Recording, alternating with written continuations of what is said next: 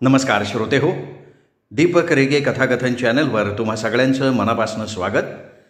श्रोते हो, आज तुम्ही ऐकणार आहात यामिनी रानडे यांच्या त्रिदल या कथासंग्रहातली कथा. पण श्रोते हो, तत्पूर्वी तुम्ही जर आत्ता चॅनलवर पहिल्यांदा आला असाल किंवा अजूनपर्यंत तुमच्याकडनं चॅनल सबस्क्राईब झालेलं नसेल तर एकच नम्रतापूर्वक विनंती करतो, कृपया चॅनल सबस्क्राईब करा.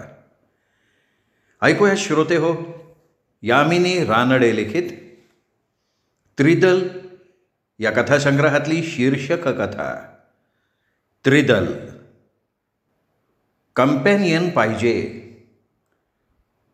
छोट्या जाहिरातीतल्या या आगळ्या वेगळ्या जाहिरातीनं कावेरीबाईंचं लक्ष वेधून घेतलं. पहिल्या पानापासून शेवटच्या पानापर्यंत संपूर्ण वर्तमानपत्र त्या रोज वाचत असत. घरातले सगळे आपापल्या उद्योगाला गेल्यावर दिवसभर घरात त्या एकट्याच असल्यामुळे हा वाचनाचा छंद त्यांना लागलेला होता. ही जाहिरात पोस्टबॉक्स नंबरवर होती, त्यामुळे जाहिरात देणाऱ्याचं नाव पत्ता काहीही समजत नव्हतं. एका 65 वर्ष वयाच्या गृहस्थाला कंपॅनियन हवी एवढंच वाक्य जाहिरातीत दिलेलं होतं. दिवसभर कावेरीबाईंच्या मनात ती जाहिरात ठाण मांडून बसली होती.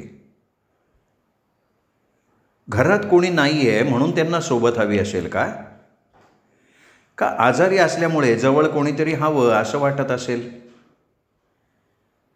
कदाचित घरात इतर माणसं असतीलही, पण ह्यांच्याशी बोलायला कोणाला वेळ तर नसेल. आता आपल्यालाच नाही का दिवसभर एकटं बसायचा कंटाळा येतो. तरी भाजी निवडणं, कपड्यांच्या घड्या करणं अशा किरकोळ कामात थोडा वेळ जातो. जाहिरात वाचल्यापासनं सारखे हेच विचार येत होते. कोण असेल हा गृहस्थ? एवढी जाहिरात देण्याची वेळ त्याच्यावर का आली असेल? गेले 2-3 दिवस असेच प्रश्न त्यांच्या मनात पिंगा घालत होते. सुप्रियाने, त्यांच्या सुनेनी विचारलं सुद्धा, आई, तुम्हाला काही होतंय का? अगं नाही ग, काही होत नाही आहे मला. आई, अहो मग कसला विचार करताय? तुम्हाला काही सांगायचं आहे का? अगं 2-3 दिवसांपूर्वी ना एक जाहिरात वाचली पेपरात, त्याचाच विचार करते मी. मला बघू कुठली जाहिरात आहे. त्यांच्या हातातून पेपर घेऊन सुप्रियानं जाहिरात मोठ्यानं वाचली. अहो आई, आपला काय संबंध या जाहिरातीशी? तुम्ही कशाला त्याचा विचार करताय? या पत्त्यावर पत्र पाठवून बघावं असं मला वाटतंय. आई, अगं काहीतरी काय तुझं? इथे तुला काय कमी आहे? इतका वेळ त्यांचं बोलणं ऐकत असलेला मधू म्हणाला, अरे त्यांचं प्रपोजल काय आहे ते बघायला काय हरकत आहे? मला घरात काही कमी नाही आहे.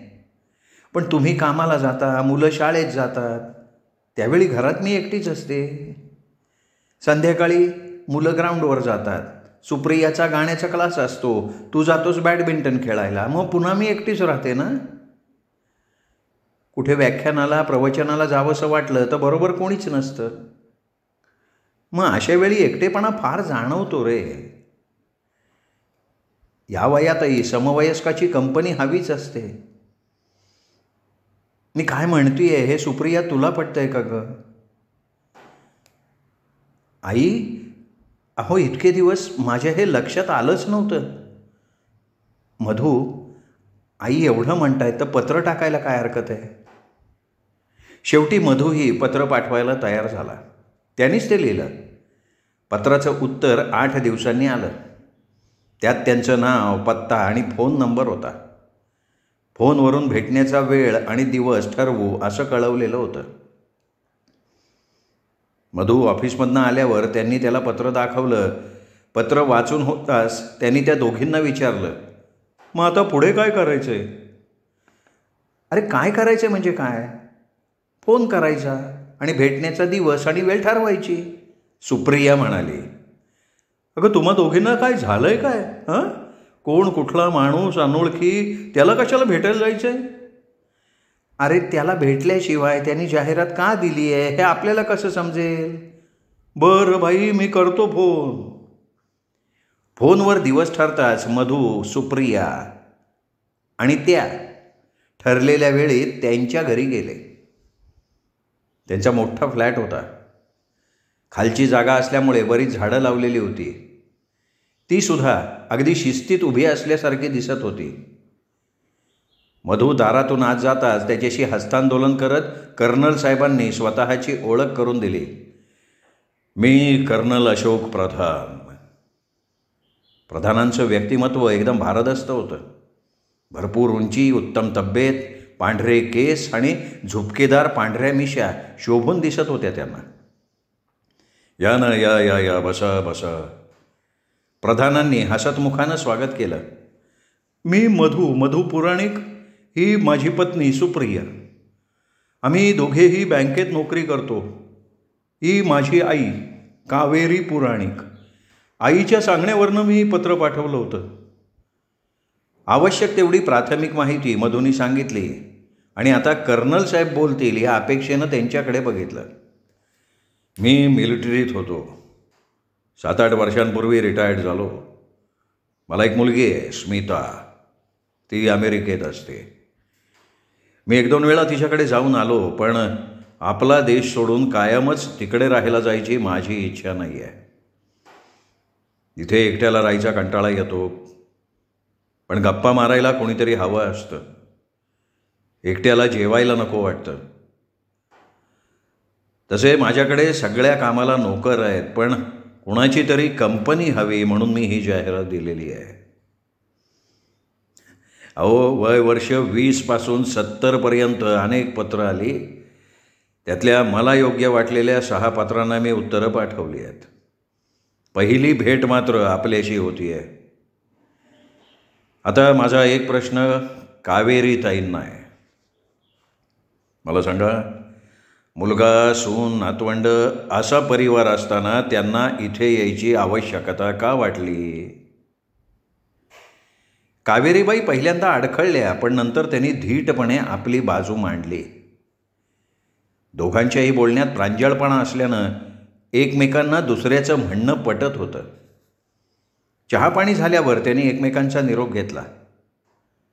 त्यानंतर 4-5 दिवसांनी दुपारीच फोन आला. कावेरीबाईंनीच फोन घेतला. फोन प्रधानांचा होता. त्यांनी परत एकदा कावेरीबाईंना एकटीला बोलवलं होतं. फोन ठेवताच त्यांचं विचारचक्र सुरू झालं. त्यांना एकदा वाटत होतं जावं, 1-2दा भेटून मग काही ते ठरवावं. तर दुसरं मन म्हणत होतं, लोक काय म्हणतील? लोकांची बोलणी आपल्याला सहन होतील का? मग पुन्हा पहिलं मन म्हणे, लोकांना काय लागतंय बोलायला? ज्याला एकटं राहायला लागतं ना त्यालाच कळतं. रोज उठल्याबरोबर दिवस कसा घालवायचा हाच प्रश्न येतो मनात. आणि ही काय, ही फक्त उतार वयातली एकमेकांना सोबत आहे. रूढीपेक्षा वेगळं काही केलं की लोक बोलणारच. आपला हेतू प्रामाणिक असल्यावर कशाला कोणाला घाबरायचं? अशीच उलट विचारांची आवर्तनं सुरू होती. मधू, सुप्रिया घरी आल्यावर कावेरीबाईंनी त्यांना प्रधानांचा फोन आल्याचं सांगितलं. मधूला हे सगळं पटतच नव्हतं, पण सुप्रियाला सासूचं म्हणणं बरोबर वाटत होतं. तिला त्यांची बाजू बरोबर वाटत असल्यानं तिने मधूला समजावलं, हे बघ, अरे उर्वरित आयुष्य कसं जगायचं त्यांचं त्यांना ठरवू देत ना. आणि तिथे त्यांचं नाही पटलं तर आपण आहोतच की. अगं सुप्रिया, नातेवाईक काय म्हणतील, समाज काय म्हणेल? प्रत्येक वेळी समाजाला घाबरलं तर आपल्या मनाप्रमाणे कधी वागताच येणार नाही आहे. त्यांनी ह्या वेगळ्या विचाराच्या दिशेनं धीटपणे पाऊल उचललंय. आपण त्यांना मदतच करायला हवी. अरे हा असा विचार करणं सुद्धा अवघड गोष्ट आहे. प्रत्येकात नसतं हे धाडस. तुला काय वाटतं, त्याने पुढचं आयुष्य असंच एकाकी कुढत घालवावं का? अरे इतके दिवस त्यांचं एकटेपण आपल्या लक्षातच आलेलं नव्हतं. तुझं म्हणणं पटतंय पण मनाला रुचत नाही आहे. हे बघ, कुठलाही नवीन विचार पचवणं जडच जातं. बरं बास, होऊ दे तुमच्या मनासारखं. आता सुनेनी सुद्धा सासूचीच बाजू घेतल्यावर मला कोण विचारतोय? हे बघ, आईंना परत एकदा त्यांच्याकडे जाऊन येऊ दे, मग बघू ना काय निर्णय घ्यायचा ते. अरे वा वा वा कावेरीबाई, अगदी 4 म्हणजे 4 वाजता आलात की. उशीर झाला तर शिक्षा व्हायची भीती वगैरे वाटली का काय? जरा हलकं फुलकं बोलून दोघांवर आलेला ताण कमी करण्याचा प्रयत्न प्रधानांनी केला. अगदी मोकळेपणानं दोघांना बोलता यावं म्हणून तुम्हाला एकट्यालाच बोलवलंय मी. आधी तुम्ही तुमच्या गत आयुष्याबद्दल सांगा, मी श्रोत्याची भूमिका घेतो. मी पूर्वाश्रमीची नलिनी ताम्हनकर. माझं माहेर नागपूरचं. अहो मग आपण एकाच गावचे की. हो का? माझं सगळं शिक्षण नागपूरलाच झालं. मी सायन्समध्ये ग्रॅज्युएशन केलं. त्या काळी मुलींना शिकवत असत, पण मुलींनी नोकरी करायचं प्रमाण फार कमी होतं, कारण ग्रॅज्युएट होताच त्यांना बोहल्यावर चढावं लागत असे. माझंही तसंच झालं. पुण्यातलं स्थळ होतं, मुलगा इंजिनियर होता, चांगल्या कंपनीत नोकरी होती, स्वतःचं घर होतं, 10 माणसांचं एकत्र कुटुंब होतं. मी नागपूरहून आलेली. माझ्या भाषेत फरक, पदार्थ करण्याची पद्धत वेगळी, त्यामुळे अनेक विनोद व्हायचे. दीर नणंदा मला खूप चिडवायचे, पण कधी मनाला लागेल असं कोणी बोललं नाही. सासरची माणसं अतिशय सज्जन आणि प्रेमळ होती. माझा स्वभाव धीट आणि मोकळा असल्यामुळे मला त्या घरात जमवून घ्यायला वेळ नाही लागला. आणि हे रसिक असल्यामुळे वैवाहिक आयुष्य अगदी सुखात गेलं. आम्हाला एक मुलगी आणि एकच मुलगा असल्यामुळे संसार आटोपशीर होता. नोकरीत चांगली बढती मिळाली, त्यामुळे सांपत्तिक स्थिती उत्तम होती. दोन्ही मुलं चांगली शिकली. जावई सून खूप छान मिळाले. वयोमानानुसार सासू सासरे निवर्तले आणि त्या धक्क्यानं यांना हार्ट अटॅक आला आणि त्यातच ते गेले. अशी जीवाभावाची माणसं पाठोपाठ गेली. त्यामुळे माझ्या आयुष्यात एकदम पोकळी निर्माण झाली. सगळ्यांनी मला त्यातून सावरायला खूप मदत केली, पण ती सगळी आपापल्या संसारात गुरफटलेली आहेत. माझ्या सुनेचं माझं चांगलं पटतं, पण त्यांच्या व्यापात त्यांना आपल्यासाठी वेळ नसतो. शाळा, क्लासेस यात नातवंड बिझी असतात. शिवाय प्रत्येकाचं आपलं आपलं असं मित्रमंडळ असतं ना. माझा मुलगा आणि सून दोघेही एकाच बँकेत आहेत. 3-4 वर्षांनी त्यांची बदली होते. पण मग प्रत्येक ठिकाणी ओळखी व्हायला वेळ लागतो. शिवाय शेजारी बरोबरीचं कोणी असेल असं नाही ना. त्यामुळे मग फार एकटं एकटं वाटतं. ईश्वर कृपेनं तब्येत अजून चांगली आहे, त्यामुळे इकडे तिकडे जावंसं वाटतं, पण बरोबर कोणी नसतं. तुमची जाहिरात वाचल्यावर वाटलं की आपल्यासारखंच कोणीतरी आहे.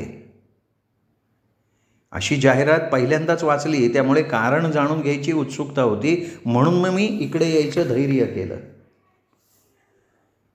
तुम्ही इथे आलात हे खरोखर धैर्य म्हणावं लागेल, कारण तुमचं आजपर्यंत आयुष्य अगदी सुखी, समाधानी आणि सरळ मार्गी आहे. माझ्या आयुष्यात मात्र अनेक चढ उतार आहेत. मी मिलिटरीतला माणूस, त्यामुळे आमच्या पायांना सतत चाकच लागलेली असतात. पण मी मूळचा नागपूरचा, शिक्षणही नागपूरलाच झालेलं. आम्ही सीताबर्डीमध्ये राहायचो. आमच्या घराजवळ एक मुलींचं कॉलेज होतं. माझं कॉलेज मात्र घरापासून लांब होतं. ग्रॅज्युएट झाल्यावर मी मिलिटरीत गेलो. माझं लग्न नागपूरच्याच शालिनी साठे नावाच्या सुंदर मुलीशी झालं. ती हसतमुख होती, नम्र होती, शिवाय ती सायन्स ग्रॅज्युएट होती. लग्नानंतर थोड्याच दिवसात माझी बदली आसामला झाली. आधी मी एकटाच गेलो. जागा मिळाल्यावर शालिनीला बोलवून घेतलं, पण आसामचं हवा पाणी तिला मानवलं नाही. ती आजारी पडली. तिला थोडं बरं वाटल्यावर मी तिला नागपूरला पोचवलं, पण तिचं दुखणं वाढत गेलं आणि त्यातच ती गेली. खरंच आहे की सगळ्यांना आवडणारी माणसं देवालाही आवडतात, म्हणून तो त्यांना लवकर नेतो. प्रधानांनी शालिनी गेल्याचं सांगताच कावेरीबाईंच्या अंगावर काटा आला. ही शालिनी साठे म्हणजे आपल्या शाळा कॉलेजातली मैत्रीण शालू तर नसेल, पण ती नसावी असं त्यांना मनातनं वाटत होतं. आठवणीत रमलेल्या कावेरीबाई कर्नल साहेबांच्या बोलण्यानं भानावर आल्या. नियतीच्या खाल्यानं संसाराचा सारीपाट असा उधळल्यानं माझं मन थाऱ्यावर नव्हतं. मी नोकरीत रुजू झालो, पण मन स्थिर नव्हतं. मग त्या बेचैन अवस्थेत मी दारू प्यायला लागलो. मित्रांनी खूप समजवलं, पण उपयोग काही होत नव्हता. शेवटी 2 महिन्यांची रजा घेऊन नागपूरला आलो आईवडिलांच्याकडे. त्यांच्या मायेच्या वर्षावात माझा एकटेपणा कमी झाला. कुठल्याही दुःखावर काळासारखं दुसरं औषध नाही. हळूहळू दुःखाची बोच कमी कमी होत गेली. एक दिवशी वडिलांचे मित्र भाऊ पाटणकर घरी आले होते. जवळजवळ 2-2.5 तास गप्पा मारत बसले होते. वाक्यगणिक विनोद आणि 7 मजली भाषा. प्रत्येक वेळी टाळीसाठी हात पुढं करायची त्यांना सवय होती. निघताना मात्र गंभीरपणे उपदेश करून गेले. म्हणाले, माणसानं सतत हसत राहावं आणि दुसऱ्याला सुद्धा हसवावं. हसणाऱ्याच्या मागे जग जातं, पण रडणाऱ्याच्या मागे कुणीही जात नाही. ते गेल्यावर वडिलांकडनं मला समजलं की केवढं प्रचंड दुःख मनात लपवून ते हसत होते. त्यांचा एकुलता एक मुलगा लग्नानंतर 15 दिवसात अपघातात गेला होता. सुनेला ते आपल्या मुलीप्रमाणे सांभाळत होते. एवढंच नाही तर ते आता तिचं कन्यादानसुद्धा करणार होते. हे सांगून वडिलांनी मलासुद्धा दुसरं लग्न करण्याबद्दल विचारलं. पण शालिनीच्या आठवणींचा सुगंध माझ्या मनात रेंगाळत होता, त्यामुळे मी त्यांना नकार दिला. 1-2 दिवसांनी वडिलांनी परत तोच विषय काढला. म्हणाले, अरे काय हरकत आहे लग्न करायला? तू तरी असा एकटा संपूर्ण आयुष्य कसं काढणार? आम्ही काय आज आहोत उद्या नाही. लक्षात ठेव, आयुष्यात जोडीदाराशिवाय गंमत नाही. आपल्या सुखदुःखात वाटेकरी हवा. आणि त्या मुलीचंही कल्याण होईल ना, विचार कर, सांग. त्यावेळी वडिलांना नकार देऊन मी कामावर रुजू झालो. तिथे मला मित्रांनी समजावलं. शालिनीच्या वडिलांनी सुद्धा मला पत्रात तेच लिहिलं. सगळ्यांच्या सांगण्यामुळे माझा विचार हळूहळू बदलत गेला आणि मी वडिलांना माझा होकार कळवला. मी स्वतः मुलगी बघितलीसुद्धा नव्हती. आमचं लग्न रजिस्टर पद्धतीनं झालं. फक्त जवळचे नातेवाईक बोलवले होते. अशा रीतीनं ती भाऊंची सून मालती माझ्या आयुष्यात आली. पुढे कधीही मला दुसरं लग्न केल्याचा पश्चात्ताप झाला नाही. आणि विशेष म्हणजे मालतीनं शालिनीच्या सगळ्या आठवणी जपलेल्या होत्या. अगं बाई, अगदी आश्चर्य आहे. बायका तर पहिलीच्या सगळ्या आठवणी पुसायच्या मागे असतात. बरोबर आहे तुमचं म्हणणं, पण मालती वेगळीच होती. तिचा स्वभाव अगदी हळवा होता. आपल्यामुळे कोणी दुखावलं जाऊ नये असं तिला वाटायचं. कावेरीबाईंच्या डोळ्यासमोर एकमेकींच्या खांद्यावर हात टाकून हसत खिदळत शाळा कॉलेजात जाणारं त्रिकूट उभं होतं. गोरीपान नीटस शालू, भाबडी हळवी मालू आणि काळी सावळी पण तरतरीत नलू. त्या तिघी बरोबर असल्या की त्यांना जगाची पर्वा नसे. कावेरीबाई, अहो कसला विचार करताय? नाही, काही नाही, तुम्ही सांगा ना, मी ऐकते आहे.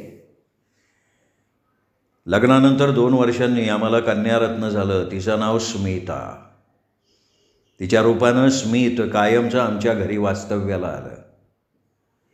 मालती माझ्या आयुष्यात आल्यापासून सुखाची चढती कमान होती. आमच्या संसारात सुखशांतीची भरतीच होती. स्मिता चांगली शिकली, तिचं लग्न झालं, ती अमेरिकेला गेली. मग आम्ही दोघंच राहिलो. तरी आयुष्य कधी कंटाळवाणं झालं नाही. पण अगदी अचानक ही जन्माची जोडीदार येण पुढच्या प्रवासाला निघून गेली. काहीही त्रास न होता अगदी शांत मरण आलं तिला. पुन्हा एकदा आम्ही एकाकी झालो. आता मला सावरायला आईवडिलांचं छत्र नव्हतं, पण मुलीचा आधार होता. ती मला तिच्याकडे घेऊन गेली. थोडे दिवस नातवंडात रमलो सुद्धा, पण नंतर कर्मेना मग इकडे निघून आलो. कर्नल प्रधानांनी त्यांच्या आयुष्याचा पट उलगडून दाखवला होता. कावेरीबाई ऐकताना अगदी तल्लीन झाल्या होत्या. प्रधानांचं बोलणं संपताच त्या भानावर आल्या. त्यांना येऊ नये, आता बराच वेळ झाला होता. बरं, मी निघते आता. मधू सुप्रिया काळजी करतील. कावेरीबाई इतक्या सुन्न झाल्या होत्या की त्यांना काय बोलावं सुचत नव्हतं. ठीक आहे, मी येतो तुम्हाला रिक्षापर्यंत सोडायला. नाही, नको, मी जाईन एकटी, कावेरीबाई संकोचानं म्हणाल्या. रिक्षात बसल्यावर एकच प्रश्न त्यांच्या डोक्यात होता की ह्या शालिनी आणि मालती आपल्या शालू मालू तर नसतील. आई, आज कुठे गेला होता तितका वेळ? अगं, आज प्रधानांनी भेटायला बोलवलं होतं ना. अगं बाई, खरंच की माझ्या लक्षातच नव्हतं आई. काय काय काय म्हणाले प्रधान? अगं, आधी मी माझ्या आयुष्यातल्या घडामोडी सांगितल्या, नंतर त्यांनी त्यांची जीवनकथा सांगितली. मग त्यात किती वेळ गेला समजलंच नाही. मधू आणि सुप्रियानं एकमेकांकडे बघितलं. कावेरीबाईंचं त्यांच्याकडे लक्ष नव्हतं. प्रधानांकडनं आल्यापासनं त्यांना सारखी शालू मालूची आठवण येत होती. जखमेवरची खपली निघाल्यावर होतं ना, तसं झालं होतं. मधली सगळी वर्ष गळून पडली होती. त्यांना कॉलेजचे मोरपंखी दिवस आठवत होते. ती हातात हात घालून केलेली भटकंती, ते एकमेकींना चिडवणं, घरच्यांची बोलणी खाऊन पिक्चर्स बघणं, त्या पुन्हा पुन्हा भूतकाळात शिरत होत्या. त्या वेड्या वयातल्या आठवणीत रमत होत्या, मनात आश्चर्य करत होत्या की खरंच इतके कसे गुरफटलो आपण संसारात. इतक्या वर्षात एकमेकींची साधी विचारपूस करणंही जमलं नाही. त्यांचं मन व्याकुळ होत होतं. त्यांची ही अस्वस्थता सुप्रियाच्या लक्षात आली होती. ती विचार करत होती की आईंनी एवढं अस्वस्थ व्हायचं कारण काय असावं. कर्नल प्रधानांनी असं काय सांगितलं असेल? आईंनाच एकदा विचारायला हवं. त्या कधी कधी दुःखी होतात, तर कधी आपल्यातच हरवून जातात. आणि मग एक दिवशी सुप्रिया मुद्दामच ऑफिसमधनं लवकर घरी आली. घरात त्या दोघीच होत्या. चहा घेऊन ती कावेरीबाईंच्या खोलीत आली. कसं आणि काय विचारावं तिला समजत नव्हतं. ती मनातल्या मनात शब्दांची जुळवाजुळव करत होती. इतक्यात कावेरीबाईंनीच बोलायला सुरुवात केली. सुप्रिया, अगं अगदी विलक्षण हकीकत आहे गं प्रधानांची. अहो आई, मी आता तुम्हाला तेच विचारणार होते, पण काय आणि कसं विचारावं मला समजतच नव्हतं. सुप्रिया, अगं त्यांची कथा ऐकून मी अगदी सुन्न झाले. अशी सुरुवात करून त्यांनी तिला थोडक्यात सगळं सांगितलं. आई, अहो विलक्षण आहे हे सगळं.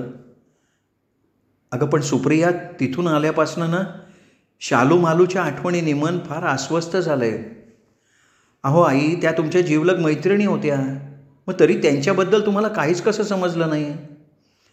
सुप्रिया, अगं शालूच्या लग्नाचं निमंत्रण मला आलं होतं, पण त्यावेळी मला डोहाळ्यांचा खूप त्रास होत होता, त्यामुळे मला नाही जाता आलं. त्यावेळी मालूचं मला एक पत्र आलं होतं आणि त्यात तिने ताजा कलम लिहिलेला होता की नले, आपल्या तिघींच्या मनीच्या राजकुमाराशीच शालूचं लग्न होतं आहे. आई, अहो तिघींच्या मनीचा राजकुमार हे काय गौडबंगाल आहे? अगं सुप्रिया, कॉलेजच्या स्वप्नील दिवसातल्या त्या गमती गं. आमचं त्रिकूट रोज कॉलेजला बरोबर जात येत असे. कॉलेजच्या वाटेवरनं एक तरुण आम्हाला दिसत असे, तिथेच कुठेतरी राहत असावा. आम्हा तिघींनाही तो खूप आवडायचा, पण आम्ही कधी त्याच्याशी बोललोही नाही. हां, पण त्याच्यावरनं आम्ही एकमेकींना चिडवत मात्र असू. असं आहे होय आई हे प्रकरण? मग मला सांगा, हे कर्नल प्रधान म्हणजे तो तरुणच आहे का? सुप्रिया, अगं किती वर्ष झाली, त्यांच्यात खूप बदल झाला असेल, मी कशी ओळखणार गं? पण मग आई, नंतर तुम्ही मालूच्या लग्नाला तरी गेला असाल ना? छे ग, त्यावेळी मी झाले होते बाळंतीण.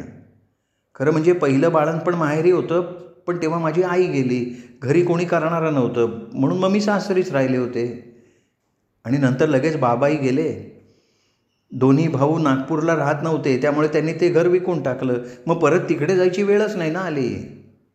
त्यामुळे माझ्या लग्नानंतरनं माझी त्या दोघींची भेटच झाली नाही. आई, अहो इतकी एकरूपता क्वचित बघायला मिळते. हां, अगं सगळी माणसं इतकी प्रेमळ होती की ते माझं दुसरं माहेरच ना. आणि आता तर नागपूरला कोणी ओळखीचंही नाही. इतक्या वर्षानंतर त्यांचा तपास कसा करणार मी? जीवाची घालमेल होती आहे का? आई खरं आहे तुमचं. अहो कितीही वर्ष मध्ये गेली ना तरी मैत्रीचे रंग कधी फिक्के होत नाहीत. आपण फोन करून कर्नल साहेबांना विचारूया का? नको गं बाई, आपण त्यांच्या फोनची वाट बघू. पण सुप्रिया, अगं आज तुझ्याजवळ मन मोकळं केलं, आता खूप बरं वाटतंय. 4 दिवसांनी फोनची रिंग वाजली. फोन प्रधानांचाच होता. कंपॅनियन म्हणून त्यांनी कावेरीबाईंची निवड केलेली होती. कावेरीबाईंनी 15 दिवसांची मुदत मागून घेतली. जाहिरात बघून पत्र पाठवायचा निर्णय त्यांनी घाईने घेतला होता. पुढचा निर्णय मात्र त्या पूर्ण विचार करून सावकाश घेणार होत्या. त्यांना मधूला समजवावं लागणार होतं. काही दिवसांनंतर त्या प्रधानांकडे गेल्या. थोडा वेळ इकडच्या तिकडच्या गप्पा झाल्या, पण आज गप्पांमध्ये कावेरीबाईंचं लक्ष नव्हतं. त्यांचा अस्वस्थपणा प्रधानांच्या लक्षात आला होता. कावेरीबाईंच्या मनातलं वादळ चेहऱ्यावर जाणवत होतं. प्रधानांच्या मनात आलं, काय झालं असेल? यांचा मुलगा सून यांना काही बोलले असतील का? का यांना निर्णय घेता येत नाही आहे?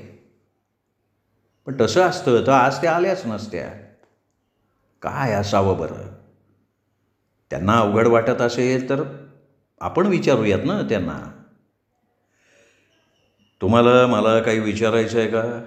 संकोच करू नका. कुठलीही शंका मनात ठेवू नका. मोकळेपणानं बोला तुम्ही. तरीही कावेरीबाईंना वाटत होतं, विचारायचं कसं? अहो काहीही विचारा, आम्ही तुम्हाला अभय दिलेलं आहे. प्रधानांच्या वाक्यानं कावेरीबाईंच्या मनावरचा ताण कमी झाला. अहो आपण दोघेही नागपूरचे. मी कॉलेजात असताना माझ्या 2 खास मैत्रिणी होत्या. योगायोगानं त्यांची नावं शालिनी साठे आणि मालती दाते अशीच होती, म्हणून मला शंका येते. हां, तुमचा प्रश्न आला माझ्या लक्षात. आता 1 मिनिटात तुमचा प्रश्न सोडवतो. कर्नल प्रधानांनी कपाटातनं एक अल्बम काढला आणि कावेरीबाईंच्या हातात ठेवला.